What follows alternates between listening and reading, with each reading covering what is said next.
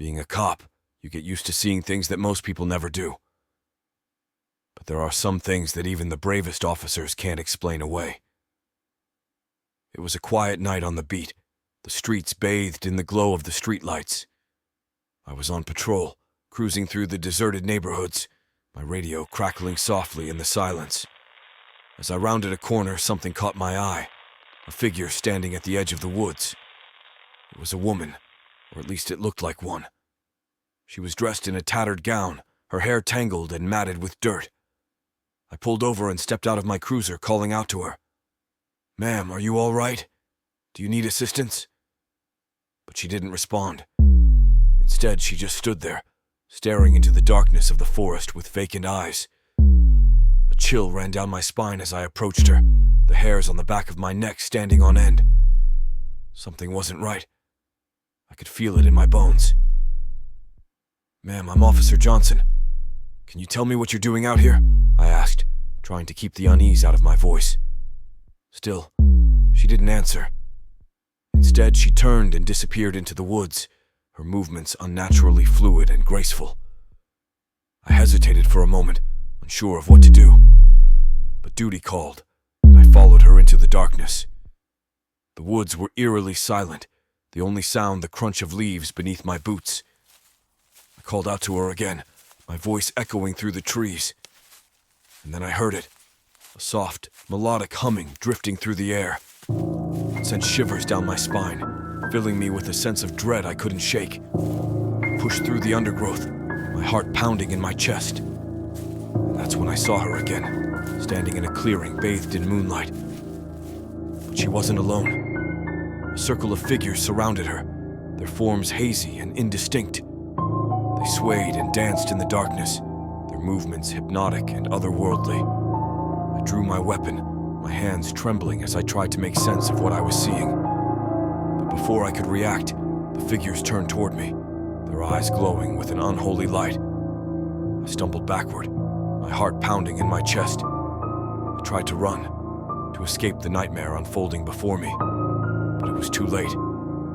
They were upon me, their hands reaching out with cold, clammy fingers. And as darkness closed in around me, I knew that I would never be the same again. I woke up hours later, lying on the forest floor with no memory of how I got there. My body ached, my head throbbed, and my mind was filled with images of the figures dancing in the darkness. I stumbled back to my cruiser, shaken and disoriented. And as I drove away from those haunted woods, I knew that I would never be able to erase the memory of what I had seen.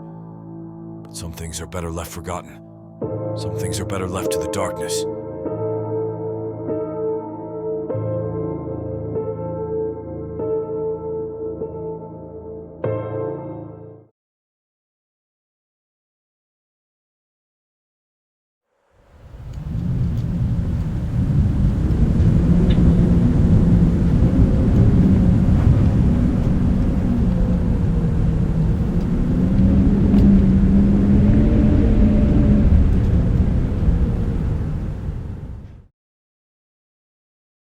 I was on patrol on my usual night shift. In the town I'm in, nothing really goes down.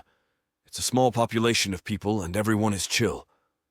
Anyways, I was doing my usual drive around town until my radio started going off. Apparently, there were reports of screaming coming from the woods in a nearby neighborhood. I agreed to check it out and shortly arrived in the area. There was a small woman outside and she was sitting on her porch. "Hello, miss. What's the problem?" I asked. The woman pointed off into the woods. The area wasn't a big neighborhood at all. There had to be less than 10 houses. There was nothing but the sounds of crickets and other wildlife in the area. I turned on my flashlight and called out to ask, "Is anyone out there or hurt?" No one responded. "I thought there was screaming," I asked the woman. "It happens every now and then," she said. I waited a few minutes before I eventually heard the dreadful scream. I immediately walked toward my car and called for backup. I walked into the woods and ordered the woman to get inside. I walked into the dark forest and kept on calling out. I could hear the scream again, but this time, it was in a different direction. What the fuck?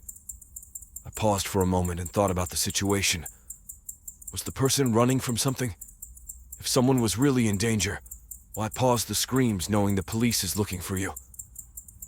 I turned off my flashlight and went quiet. I could hear footsteps coming from behind me. In one motion, I pulled out my gun and turned on my flashlight while pointing my gun at the person. It was a tall man. He was wearing all red and had on some kind of mask, like a goat mask. "Put your hands in the air," I commanded the man. He didn't even talk. He just stood there and tilted his head to the side. "Leave," he said in a soft voice. I was confused. I've never met anyone who would be so calm with me having a gun pointed at them. From behind the man, there were two more people who emerged from the shadows. They all had weapons on them and didn't look intimidated at all by me. "Go home," a woman said. I slowly backed away and held my gun towards them. I felt sick when I could hear heavy breathing coming from behind me. I turned around to see a tall man carrying a heavy bag over his left shoulder. Before I could turn around, I could hear running footsteps approaching me. I punched the guy holding the bag and turned around to run. I didn't hear anything. It was all blank. I guess from fear. I managed to reach my car and urgently rushed for backup at this point. About 3 minutes had passed and they finally arrived. I told them everything that went down. I was too shaken up to even want to go back in there. We did a search through the air and came up empty. I can't give all the details, but I do believe that it was the work of some kind of cult. That's just my belief. We have found some evidence of it being cult activity. There was even a missing case of a woman, still unknown to this day. If you ever hear someone crying for help or screaming in the woods, be careful. It may just be a trap.